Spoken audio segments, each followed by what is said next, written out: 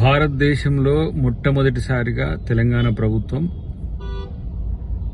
2 లక్షల రైతు రుణమాఫీ చేయడం అనేది చారిత్రాత్మకం. అది ముఖ్యమంత్రి రేవంత్ రెడ్డి గారితో పాటు కేబినెట్ అన్ని రకాలుగా ఆలోచించి తీసుకున్న నిర్ణయం.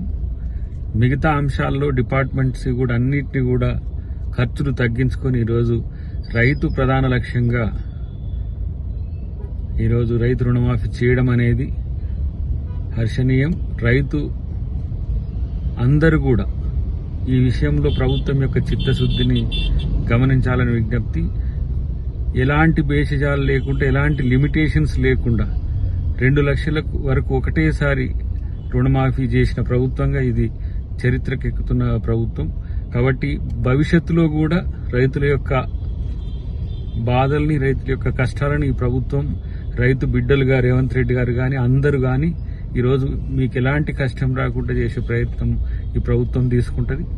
అన్నిటికంటే ముఖ్యంగా ఎక్కడ ఏ సమస్య వచ్చినా స్థానిక నాయకత్వాన్ని మీరు సంప్రదిస్తే ఆ సమస్యను పరిష్కరించడానికి కూడా ఈరోజు ముఖ్యమంత్రి గారి నేతృత్వంలో పార్టీ ప్రభుత్వ పెద్దలతో కలిసి ఒక సమావేశమైంది. కాబట్టి మీరు ఎవరు రైతు రుణమాఫీ కాకపోయినా స్థానిక నాయకత్వాన్ని సంప్రదించాలని నా విజ్ఞప్తి.